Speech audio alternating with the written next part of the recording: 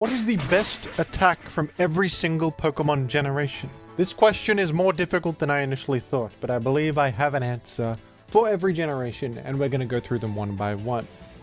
Each candidate will be a move introduced in that generation that went on to be a staple of competitive Pokemon moving forward. So I'm not going to be talking about moves that got nerfed later, like Hyper Beam or Blizzard, that were great in Gen 1, but terrible in later games. For each of these generations, I'm going to list a couple of contenders for the strongest move released in that generation, and then ultimately pick a single winner from each. Let's get right into it then, starting things off with Generation 1. And a move that immediately springs to mind for me is Body Slam. Body Slam was great when it debuted, and it remained one of the strongest normal type attacks throughout the generations. Body Slam is a simple 85 power normal type physical attack with a 30% chance to paralyze. This is the first move that ever combined a decently powered attack with a really strong 30% secondary effect, which would go on to be kind of a blueprint for powerful moves in the future like Lava Plume, Discharge, Scald, etc. You could use this as a decent stab attack that also had the upside of spreading para, or some Pokemon use it just to spread para like Jirachi or Dunsparce with their Serene Grace. Now, even though Body Slam is a really good attack, I think its prevalence did wane a little bit in recent games. You don't see Body Slam nearly as much as you used to. Normal as an offensive type feels a bit underwhelming these days, especially with Steel and Ghost types being so much more common. And there's generally stronger and better ways to spread paralysis now, but I do think Body Slam is at least worth mentioning here. Gen 1 also introduced the moves Seismic Toss and Nightshade, which have aged pretty fantastically. These moves are ones that deal a flat amount of damage. They deal damage equal to your Pokemon's level, which means they deal 100 damage on a level 100 Pokemon. This is a great go-to attack to run on a defensive Pokemon that has terrible stats, and it's a way for them to still deal a decent amount of damage. Obviously, Blissey and Chansey use this. Defensive Pokemon like Mega Sableye can utilize Nightshade. I think these moves will always have a place as a way for passive Pokemon to deal a bit of damage, and will probably age really well throughout the future of the whole franchise. I think Blissey will still be clicking Seismic Toss 10 years from now. So you can give these moves some real credit for that, for filling this particular role very well. That being said, they're not the most prolific moves ever. Obviously, only a specific type of Pokemon uses this, but for what they are, they've aged very well. Gen 1 also introduced a bunch of fundamentally strong special attacks.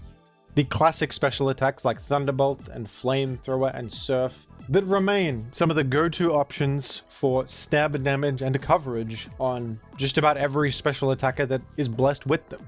So you got to give all of these moves credit, and I think that the one that stands out the most would be Ice Beam, which to this day is one of the strongest coverage options a Pokemon can have in their moveset. Ice is just such an amazing offensive type, hitting ground, flying, grass, and dragon super effectively, and complementing so many other types so well.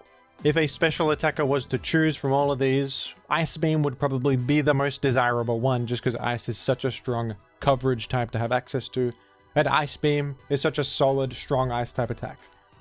But I think there's one Gen 1 attack that is also a staple stab and coverage option that has remained imperative for physical attackers to this day. And the mark of a good physical attacker often comes from their access to this move. That move is Earthquake. Earthquake is a simple move, it's just a 100 power ground type attack with 100 accuracy and no secondary effect. But this move is just so important for physical attackers to have, and it's got a great power and is really reliable. Ground is one of the best offensive types in the whole game, hitting rock, fire, steel, and electric types for super effective damage. Ground type attacks have no effect against flying or levitating Pokemon. But if you have a complementary attack to cover that weakness, that's totally fine. So ground is often the key component in a physical attacker's moveset to round everything out. Rock and ground are a classic complementary combination because rock is able to hit flying super effectively.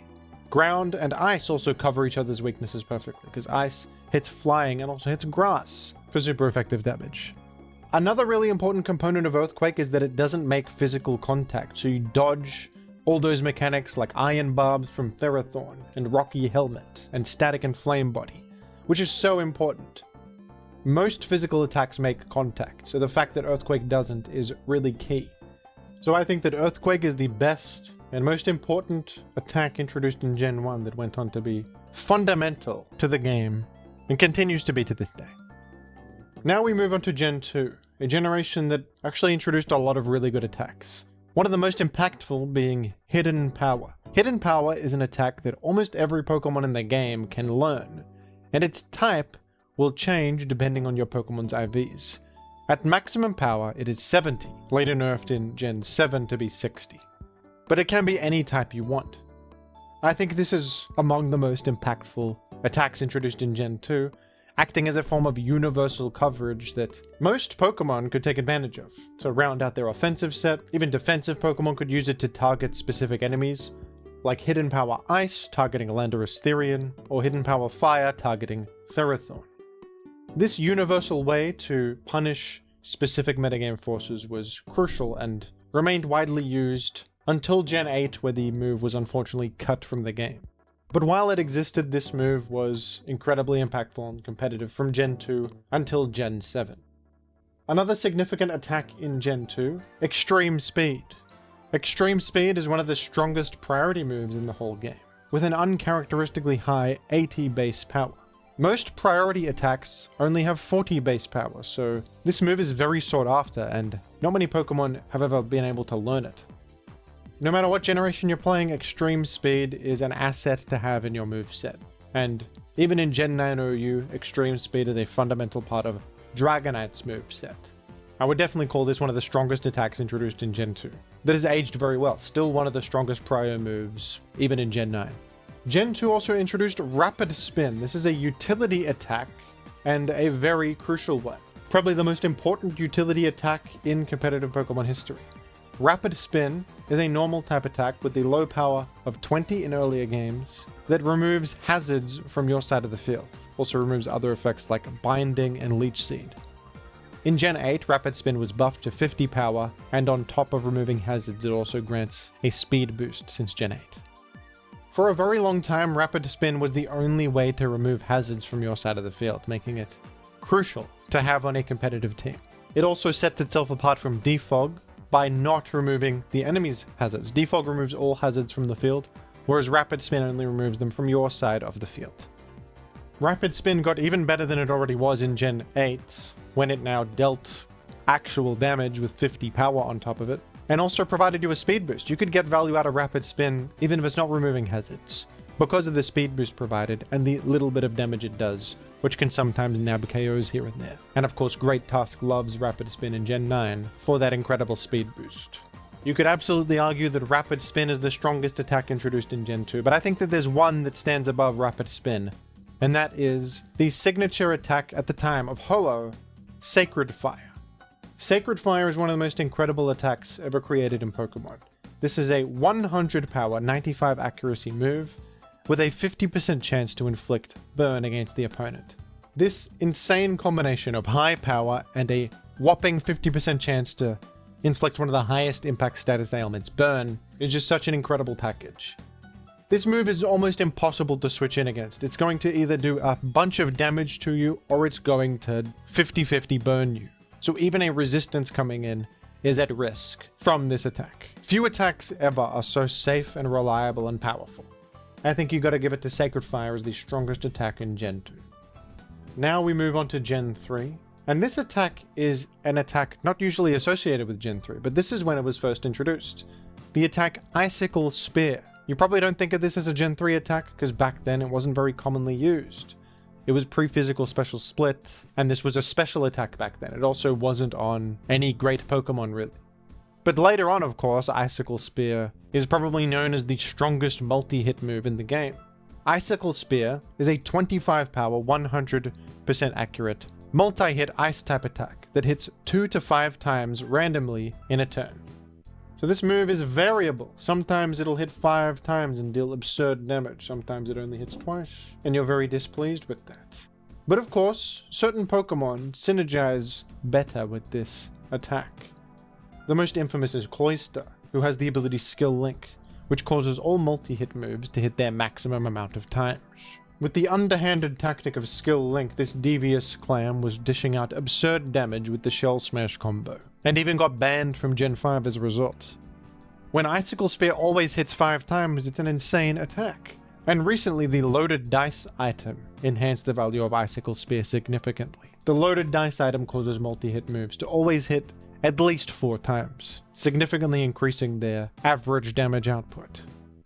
Now, of course, the inherent variance in this attack limits it significantly, and it is only truly great on certain Pokemon, but I do think it's at least worth shouting out here. Gen 3 also introduced the move Eruption, which is a very cool fire-type special attack. Eruption is a move that has a power tied to your HP stat. If you're at max HP, it has the maximum power of 150. But as your HP decreases, so does the power of the attack. So there's an inherent drawback balancing this attack, but still, the high potential of this move is difficult to ignore. And 150 power is truly incredible, far higher than most moves available in the game. In a vacuum, I think this move is pretty outstanding, and the only reason we don't view it as more problematic is probably because they're very careful about who they give it to. You can imagine this move being insane on, for example, Iron Moth, like a fast, fire-type special attacker. Fortunately, most things that get this are pretty slow. Heatran gets it, but Heatran is not the fastest thing in the world and would often prefer to run more consistent attacks. Since it is not always at full health, it can't be as reliably full health. But on a proactive Pokemon that's fast, with a decent enough special attack, Eruption is a crazy maneuver with a high potential. Another similar move introduced in Gen 3 is Water Spout, and I think Water Spout is just a little bit better. It has the exact same effect as Eruption, but for the water type. And we have seen an example of this move being insanely overpowered and defining a whole metagame. And that is in the case of Kyogre in various Ubers formats. Kyogre has this move, and with a Choice Scarf equipped and a Drizzle rain-boosted Water Spout, it is the defining threat of Gen 5 Ubers, and is incredibly central in multiple Ubers formats, really. Choice Specs Kyogre with Water Spout can also be used. And this is such a strong move that can even overpower resistances. But as strong as these attacks are, there is one attack from Gen 3 that stands significantly above the rest, I think. And that is, of course, Knock Off. Another attack that you probably don't associate with Gen 3 because it's more famous for its buff in Gen 6. But the move was first introduced in Gen 3, and in its humble beginnings, it was not used for damage. It just had a 20 power, and it was a utility attack that removed the enemy's item.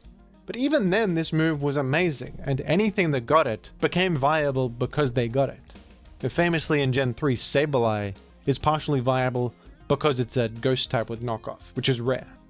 Even Armaldo is viable because of its knockoff access. In Gen 4 and 5, you saw Clefable abuse knockoff, Ferrothorn utilized knockoff in Gen 5.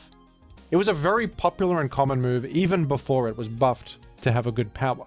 But then in Gen 6, they buffed its power to 65, and gave it a 1.5x damage boost on top of that while it's knocking off an item, which turned it from one of the strongest utility attacks in the game to one of the strongest damaging attacks in the game as well. Combining the item removal with genuine dark coverage that probably outdamages most dark type attacks is just insanely strong. And many view this as the best attack in the whole game. And I don't fault them for that because it is everywhere, it's inescapable. Now we move on to Gen 4, but before I discuss the powerful attacks of Gen 4, I would like to break the tension a little bit by making a quick lighthearted joke. I'm realizing that I haven't made any jokes so far in this video. I'm usually more of a jokester. I'm being very serious today, forgive me. Very serious analysis today. So here's a joke for you all. What is the best thing about Switzerland? I don't know, but the flag is a big plus. There you go, folks, a bit of a quip to relieve the tension. You need to put quips in things to relieve tension. I learned that from the famous Marvel Cinematic Universe. They're always making jokes because if you are too serious or sincere, the audience will get uncomfortable and peer into their own psyche a little bit and maybe self-reflect a little bit too much if you don't make a quip. Also, I would like to admit that I did steal that particular joke from my uncle. I'd like to give credit to my uncle for that one, who also told me the scarecrow, my classic scarecrow joke. That was also him. Anyway, Generation 4 introduced a significant amount of powerful attacks. And I always bring up Outrage and Draco Meteor, but truthfully those two probably don't make this list, because while they were great in Gen 4 and 5, they fell off significantly from Gen 6 onward with the release of the Fairy type, which nerfed those moves considerably. I would, however, give a shout out to the move Ice Shard, which released in Gen 4 and is a significant new Ice-type physical priority attack. Its power is only 40, but with Ice being such a good offensive type and so many prominent Pokemon being times 4 Ice Weak, this move had a massive impact and is still really strong. Its ability to threaten metagame staples like Garchomp, Landorus, Therian, and Dragonite throughout the years is considerable, as well as Ice hitting so many other types and so many other Pokemon for super effective damage. Speaking of very prolific new priority moves, Sucker Punch was also introduced in Gen 4, and Sucker Punch is rather a unique priority move. It used to have 80 power, now it's 70, and it will attack first, but it will fail if the enemy does not use an attack. So there's a bit of prediction involved in using Sucker Punch. You have to use it on the turn that the enemy uses an attack. But still, even with this little drawback inbuilt, the move is incredible, and a 70 power is well above average for a priority attack. Dark is also an incredible offensive type, able to threaten many different things for huge neutral damage, and crucially hit Ghost super effectively. Sucker Punch has been abused by many different Pokemon throughout the years, but recently, of course, King Gambit is the prime abuser. Sucker Punch is part of the reason it is such a dominant Pokemon in Gen 9. Another of the most important moves introduced in Gen 4 is Close Combat, a move so good that it kind of reframed how people view the fighting type.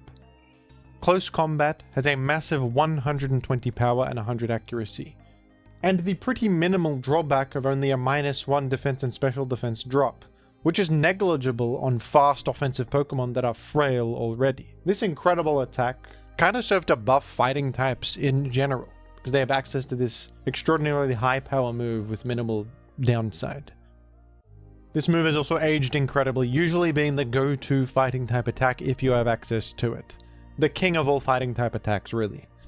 But the strongest attack of all introduced in Gen 4 would have to be U-Turn, without a doubt. U-Turn changed competitive Pokemon more than any other attack introduced in this generation.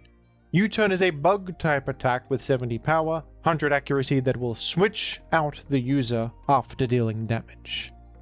Pivoting is incredibly important in Pokemon because it provides you with information. A switch is the first thing that happens in a turn. So if the enemy switches and then you use U-Turn, you can pivot out to whatever you want and be in an advantageous matchup. You get to choose and they don't because their switch has already happened. This is the strength of pivoting, but U-Turn is even more incredible than that because it deals damage on top of the already strong pivoting effect. And it deals respectable damage. 70 is a good amount of power, and Bug can be nice coverage. Even though more mechanics have come out over the years to punish U-Turn, like Rocky Helmet, Iron Barbs, Flame Body and Static, etc., these contact effects, U-Turn is still everywhere. U-Turn is still extremely common in Gen 9 OU. In every metagame, you're going to see U-Turn. It's just really strong to be able to attack and then pivot out. No matter what metagame you're playing, singles or doubles, it's just damn good. Without a doubt, the strongest attack introduced in Gen 4. Now we move on to Gen 5, which also introduced a powerful pivoting attack. Gen 5 introduced Volt Switch to the game, which has the same effect as U-Turn, but it's a special attack with electric typing. For all the same reasons that U-Turn is outstanding, Volt Switch is also outstanding. But there are pros and cons. Volt Switch is a more powerful offensive move. Electric is a stronger offensive type than Bug. And being a special attack, you are also not as vulnerable to contact effects with Volt Switch. At the same time though, Volt Switch is vulnerable to immunities. Ground types are immune to electric, and so are Pokemon with Volt Absorb or Lightning Rod. So it is not as safe to click as U-Turn. U-Turn is not worried about anything being immune to Bug, because nothing is immune to Bug, but Volt Switch does have that problem. The move Stored Power was also introduced in Gen 5, and Stored Power is a move with a very high potential that has actually been pretty damn broken recently. Stored Power is a Psychic type special attack that starts with a base power of 20. But it gains 20 more base power for each stat boost that you have. And this move is an incredibly powerful component of various boost sweeping sets. An infamous example in recent memory is Espathra. who used this alongside Carmine and Speed Boost to achieve ridiculous damage output and sweep games with ease. On the right Pokemon, this move can be ridiculous, but it does require that you are a bulky boost sweeper, often requiring multiple sources of boosts as well to get the most out of the stored power. So it is conditional in that sense. Psychic is also not the best offensive type because dark types are immune to it. Still worth mentioning though, and still a very powerful attack in the right circumstance. Gen 5 also introduced the attack V-Create, which is a signature move for Victini. V-Create is an absurd move. That is the whole reason to use Victini, really. The move is a fire-type physical attack with a whopping 180 base power and 95 accuracy. It has the drawback of lowering your defense, special defense, and speed, which is a significant drawback, but the benefit of that massive power certainly makes up for it.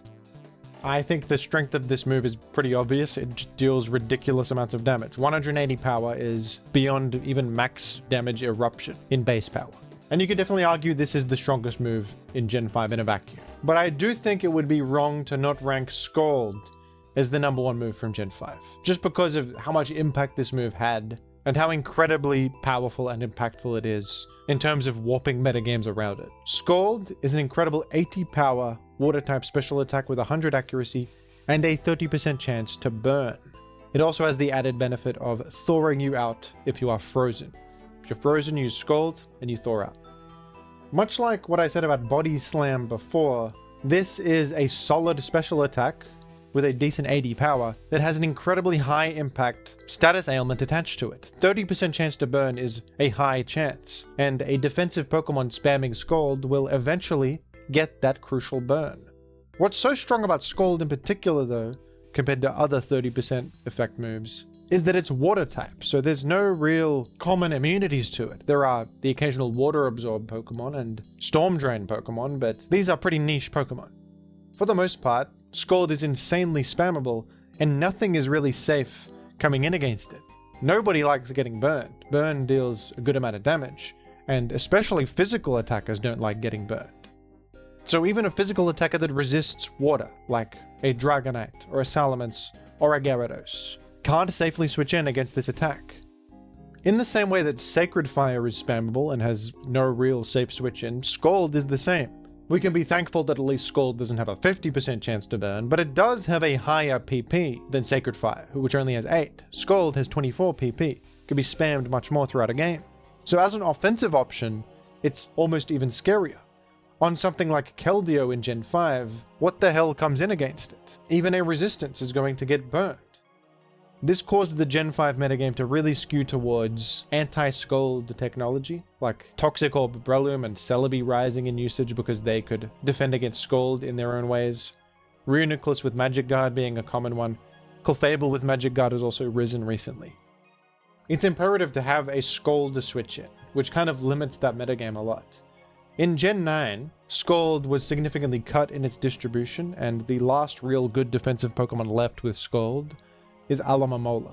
And as a result, Alomomola is an OU Pokemon and one of the strongest defensive Pokemon in OU right now. Scald has been abused as well by Toxapex in Gen 7 and 8, with its incredible defenses and the ability to just throw out Scalds and eventually land that burn. It's a supremely impactful move on competitive that defined the bulky water type for years, and still continues to. Even though less bulky water types get Scald, the ones that do tend to rise up, don't they? It's also worth noting that Burn was nerfed to deal half as much damage as it used to. But even after that nerf, the significant attack decrease that Burn represents, as well as the damage over time, are still really impactful. Up next is Gen 6, and I often forget how many crazy attacks were introduced in Gen 6. Like Diamond Storm, and Dragon Ascent, and Hyperspace Fury. There are more too. Of all these incredible attacks though, I think that there are some that really stand out. One of the most important ones introduced in Gen 6 was Freeze Dry, a new Ice-type special attack that kind of changed the game, and made Ice-types so much stronger than they already were.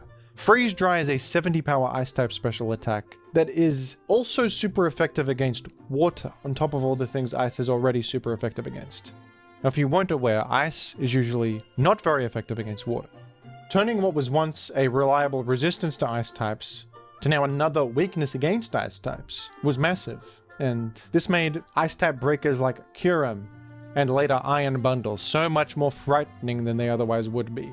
A simple water type will no longer work. So this was a really impactful attack that changed the identity of the ice type quite a lot, as being so much more widely threatening than they already were. Gen 6 also introduced one of the strongest utility attacks in the whole game, even to this day, Nuzzle. Nuzzle is a 20 power physical electric type attack with a 100% chance to inflict paralysis. Nuzzle is amazing, and it's kind of like a better version of Thunderwave, really. Unlike Thunderwave, Nuzzle is not stopped by taunt, it is more accurate, and it also deals a little bit of damage which can break Focus Sash, and sometimes, depending on the opponent, actually chip them a bit, especially if their times fall weak to electric.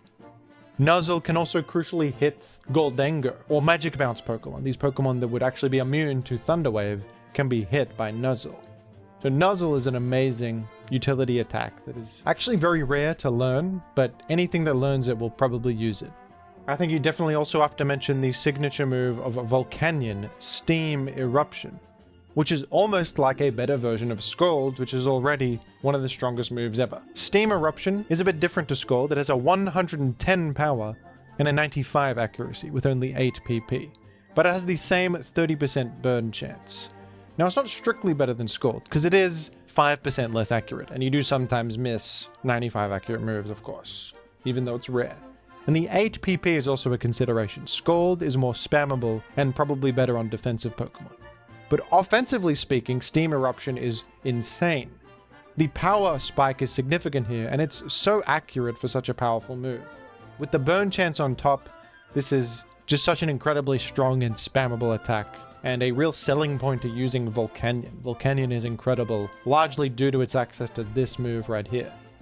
But I think the strongest attack of all introduced in Gen 6 was the signature move of Zygarde, 1000 Arrows. 1000 Arrows is a 90 power ground type physical attack with 100 accuracy that has the incredible effect of being able to hit flying types. Ground is usually ineffective against flying, but now 1000 Arrows can just hit flying for normal neutral damage, which is kind of game breaking. Ground is kept in check by having a common immunity against it. Flying types are common in every generation, so are levitating Pokemon. Without this check, keeping ground balanced, the type is overpowered, frankly. It needs that. So without that, without needing a complementary coverage option to cover the flying type matchup, 1000 Arrows is a ridiculous attack. It's part of the reason that Zygarde, even without its complete form, is insanely strong. And if any other ground type got this, or any other Pokemon got this, it would also be insane. The power decrease compared to Earthquake is not even that significant. 90 power is still very high.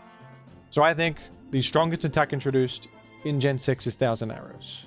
An attack that is pretty much the reason Zygarde is banned, and would be insane on any other Pokemon that got access to it. Up next is Gen 7. And I know what you're thinking. I know you're thinking of the classic attack, the classic one from Gen 7 that everybody knows. Beak Blast, the most famous attack ever created. A signature attack of Toucannon, who is a global icon, considered a national treasure. Beak Blast is only available on the very bad Pokemon Toucannon. I'm sorry, Toucannon. I'm just being honest, you're not very good. But the move in a vacuum is really incredible. It's a flying type physical attack with 100 power, 100 accuracy that moves last in a turn. And if the enemy makes contact with you while you're charging up the Beak Blast to use at the end of the turn, they will be burned on contact if they make contact with you. This move is kind of like killing 2 hawks with 1 arrow. Yijian Shuangdiao, as they often say in Chinese, which is why Toucannon is so famous. Because Beak Blast does great flying type damage, is a great 100 power, and it can inflict burn on the opponent at the same time. Incredible move compression. A way to burn enemies and a way to deal damage, all in one. Now there is the drawback of this move being executed last in a turn. That can be bad. Sometimes you want to move first in a turn, but still. In a vacuum, you can imagine this move being incredible on any half-decent defensive flying type. Unfortunately, it's only available on Toucannon, who is not very good at taking incoming hits to hit the enemy with the Beak Blast, the famous Beak Blast. But I will give this move a lot of respect for how powerful it is conceptually. The move First Impression was also introduced in Gen 7. which has become one of the most sought after and powerful priority moves in the game. First Impression is a bug type attack with an unbelievable 90 power, which is insane for a priority move. However, it has a similar effect to Fake Out in that it will only work on the first turn that a Pokemon switches in, so it's limited in that sense. You can't keep using it. But still, a lot of offensive Pokemon are hit and run anyway. They'll come in, use one attack, and then switch out. So on those kinds of Pokemon, First Impression is really incredible. And we've seen in Gen 9 that Low Kicks is amazing at using First Impression.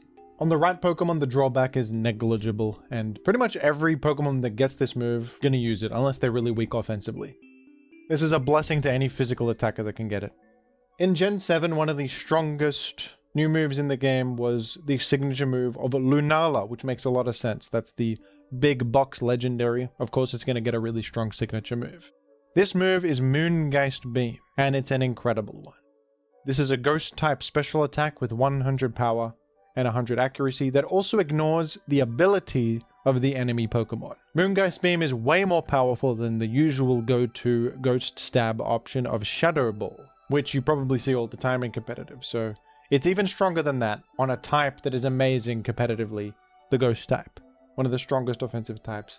And you get the added icing on the cake of ignoring enemy abilities, which is really significant. So many Pokemon rely on their abilities to take an incoming hit, like up in Uber's Lugia with Multiscale. This move here hits Lugia super effectively and completely ignores Multiscale. You can hit through Sturdy, an ability that allows you to survive any incoming hit and live on 1 HP, but not if the incoming hit is Moongeist Beam, which ignores that effect completely. So many applications for Moongeist Beam. So many important abilities to ignore, and of course, even if you're not ignoring an ability, the attack is just incredible on its own merits for its power and accuracy. But amazingly, there is an even stronger signature Ghost-type attack introduced in Gen 7, and that is Spectral Thief, the signature move of Marshadow. This move is one of the strongest they have ever made. Spectral Thief is a 90 power physical Ghost-type attack with 100 accuracy that will steal all of the target's boosts before dealing damage. That's an insane amount of stuff to do in one move. It's already 90 power, which is higher power than other Ghost coverage options and Ghost Stab options. But the effect is crazy. You will steal all of their boosts, so you also erase all their boosts, all the hard work spent boosting up, completely gone in a single turn.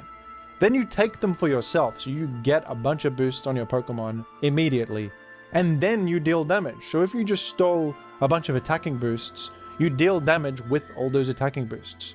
The amount that Spectral Thief can achieve on one turn is incredible. It's one of the strongest moves ever created, as I just said. And certainly, I think, the strongest attack introduced in Gen 7. Except, of course, for High Horsepower, which is the strongest move ever created in the political sphere, cementing one's status as a horse or not, which is, in certain climates, one of the most important things that can be used as a judge of character and a judge of political influence. I believe it was Machiavelli that said, "Nothing matters in the world except whether or not you have high horsepower in your move set." And those words ring true in my mind every morning that I wake up and that I have my breakfast. I think on those words and I meditate on them. Sometimes for hours, honestly, sometimes for hours. I really didn't understand how many insane attacks were introduced in Gen 8. This was really a generation of powerful signature moves. Just some to list off here that won't quite make the top cut, but are worthy of note anyway. Double Iron Bash, Pyro Ball, Thunder Cage, Surging Strikes and Wicked Blow, Apple Acid, Volt Beak. I mean, that's an absurd amount of insane attacks introduced in Gen 8. This might be one of the most difficult generations to come up with a top list here, but I've got a few that I think are most impactful. Gen 8 introduced the incredible new move Body Press. I think Body Press has to be mentioned here because I believe that it changed the game more than many other attacks have in recent memory. Body Press is a fighting type attack, physical with 80 power, 100 accuracy, that uses your defense stat in damage calculation instead of your attack stat. This is significant because it means you can invest fully in defense and not only get all the benefit of that, but use that as your damaging stat as well, which is a total game changer, really. It allows defensive Pokemon to be proactive in a way that they never were before. It allows for new concepts like an Iron Defense Body Press sweep set. And it makes me wonder if they'll do this for other stats in the future. Like, what if there was a special defense equivalent of body press, and you could throw an assault vest on your guy, which also corresponds with its damage output. Being able to use one stat for two things is just crazy and allows the stats to be so much more valuable. And that's what body press does allow for. I also think you've got to bring up Astral Barrage and Glacial Lance, these signature moves of the Calyrex riders. These moves aren't that exciting, but I think that they're worthy of note just because they are so powerful with pretty much no drawback. Astral Barrage is a 120 power special attacking ghost move with no additional effect. But usually if you have a move with this amount of power, there's a drawback. This one just doesn't have a drawback, and it's Ghost, which is such a strong attacking type. Same is true of Glacial Lance, which is an ice type physical attack with the same power and no additional effect. And this move is part of the reason why Calyrex Ice Rider is a viable Pokemon despite being a bulky ice type, an archetype of Pokemon that is usually not very good.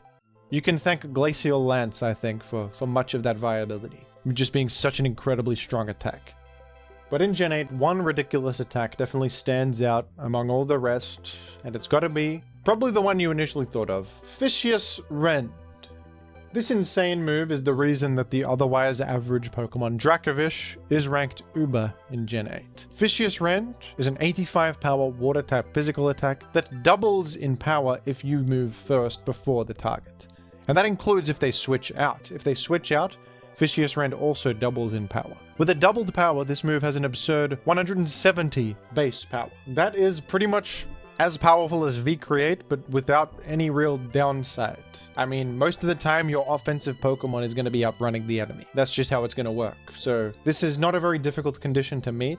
Even in the worst case, it's still an 85 power move. Now, part of the reason this move was so strong on Dracovish is because it also got buffed by Strong Jaw, which buffs biting moves, and Vicious Rend counts as a biting move. But even without that Strong Jaw boost, any water-type physical attacker with this move would be insane. It would just be crazy. It's not difficult to move first. Water is such a strong type. It can be boosted by rain and a choice band for some of the most overwhelming brute force damage possible in the game. I don't think any of the insane moves in Gen 8 are as strong as this straightforward 170 power water move. And now we move on to Gen 9, the most recent generation.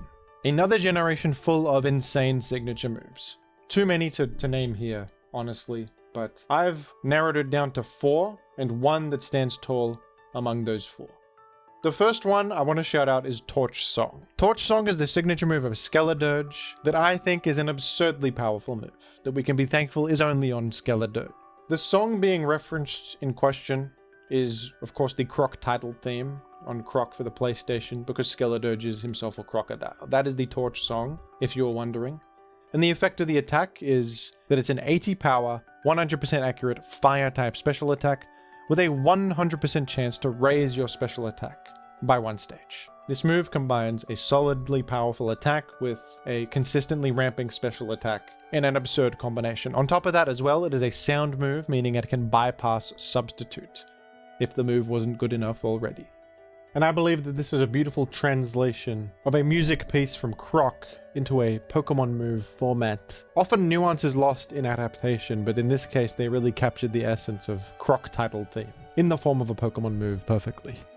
The signature move of Hisuian Samurott, Ceaseless Edge, must be mentioned here. A move so good that it made Hisuian Samurott OU viable single-handedly. Ceaseless Edge is an incredible 65 power dark type attack with 90 accuracy that also sets a layer of spikes on the opposing side of the field. Now, spikes on its own would probably rank as one of the most impactful, powerful moves in Pokemon history. So to have an attack that sets a layer of spikes on top of dealing damage is absurd. This can be continuously clicked to stack multiple layers of spikes, which permanently damage the enemy every single time they switch in. The value you get out of Ceaseless Edge is unbelievable. The signature move of Annihilate, Rage Fist, also must be mentioned. Rage Fist is the primary reason that the Pokemon Annihilate was banned completely. Rage Fist is a 50 power ghost type physical attack that gains 50 more base power each time the user is hit. And this doesn't go away on switch out, this remains permanently. So in attempting to attack Annihilate and defeat it, you are powering up its Rage Fist beyond comprehension, up to a maximum of 300 base power, which is so strong that it can power through even resistances. It certainly did not help that Annihilate had a bulk up as well to boost its defense, and Drain Punch to heal its health, meaning that the more you attack it, the more you make the situation worse for yourself, and power up this guy's Rage Fist. A truly ridiculous attack. But the number one most powerful attack in Gen 9, and perhaps the strongest attack in Pokemon history, would have to be Last Respects, which works quite similarly to Rage Fist actually. Last Respects is a 50 power physical ghost type attack as well, but it gains 50 extra base power each time a party member faints. There is actually no cap to this, so if you use Revival Blessing to keep resurrecting allies, you can achieve ridiculous power with Last Respects, but usually it gets to 300 power as 5 of your party members faint. And this is such a good move that you can literally throw all your Pokemon away just so that the final guy with Last Respects can come in and click Last Respects to one-shot absolutely everything. And this is exactly what happened with Houndstone and its Sand Rush Last Respects combo, and of course even Basculegion with its Swift Swim Last Respects combo. This move is so broken that it is banned in Ubers, which never happens. A move has to be ridiculously over. I don't think it's even ever happened before that a move has been banned from Ubers, apart from evasion moves and OHKO moves and stuff like that. Just a normal attack being banned from Ubers really says a lot. It doesn't even matter what the Pokemon you're using is. It doesn't matter who's receiving the attack, because the power of the move is just so ridiculously high that whatever's in front of you is going to die, unless they're a normal type. You literally need a normal type, or you need to Terra Normal to withstand Last Respects. And that is the strongest move introduced in every single generation of Pokemon, folks. Did I miss any important ones? Do you disagree with any of my choices? Let me know down below in the comments, and thank you for watching.